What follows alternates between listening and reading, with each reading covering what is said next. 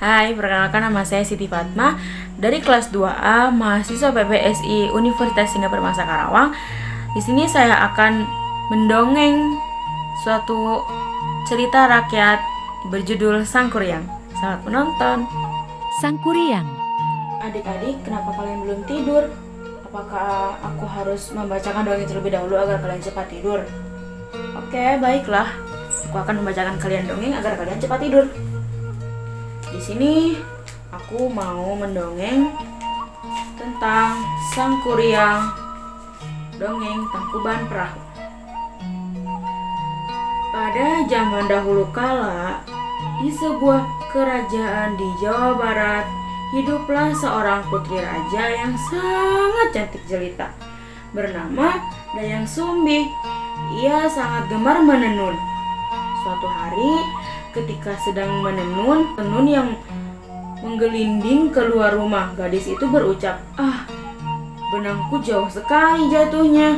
Siapapun yang mengambilkan benang itu, kalau ia perempuan, akan kuangkat sebagai saudara. Kalau laki-laki, ia akan menjadi suamiku. Tiba-tiba, datanglah seekor anjing membawakan benang miliknya. Anjing tersebut bernama Si Tumang.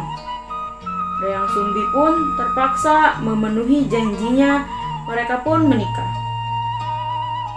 Ternyata Si Tumang adalah titisan dewa yang dikutuk menjadi binatang dan dibuang ke bumi. Waktu berlalu, Dayang Sumbi pun hamil dan melahirkan seorang anak laki-laki yang tampan yang diberi nama Sang Kuryang. Suatu hari, Dayang Sumbi menyuruh Sang Kuryang untuk berburu mencari hati kijang. Sang Kuryang pun berangkat ke hutan ditemani Si Tumang. Setelah berburu sepanjang hari, Sang Kuryang tak mendapatkan seekor kijang pun. Ia juga kesal karena Si Tumang tidak membantunya berburu. Sang Kuryang marah, lalu memanah Si Tumang sehingga anjing itu mati.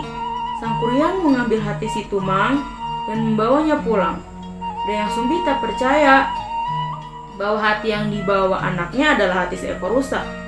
Akhirnya Sang Kuryang mengakui bahwa hati yang dibawanya adalah hati Si Tumang.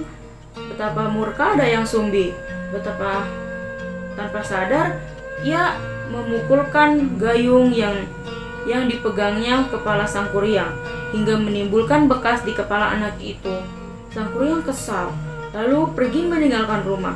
Dayang Sumbi menyesali perbuatannya dengan perasaan sedih, mengasingkan diri. Kesungguhannya dalam bertapa membuat para dewa menganugerahkannya kecantikan yang abadi.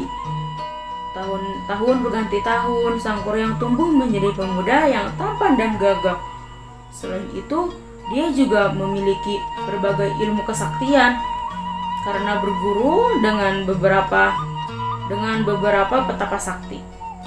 Bertemu suatu hari, ketika sedang mengembara, ia sampai di suatu tempat dan bertemu dengan seorang gadis cantik dan mempesona. Ia adalah Dayang Sumbi. Mereka saling jatuh cinta tanpa tahu bahwa mereka adalah ibu dan anak. Sang Kuryang pun hendak meminangnya. Ketika mendekati hari pertunangan, Sang Kuryang bermaksud pergi berburu.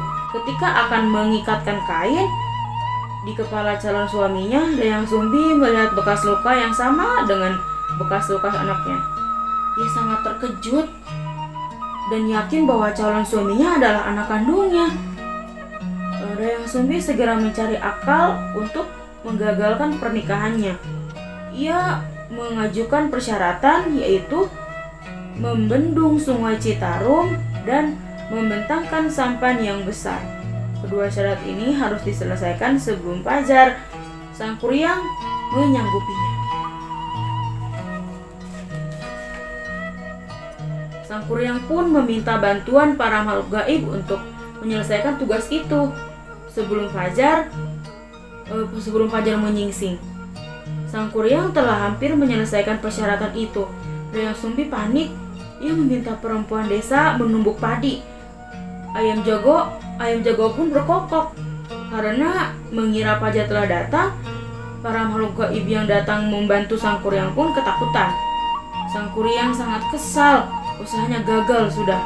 Dengan mudah ia menjebol tanggul yang telah hampir selesai dibuatnya.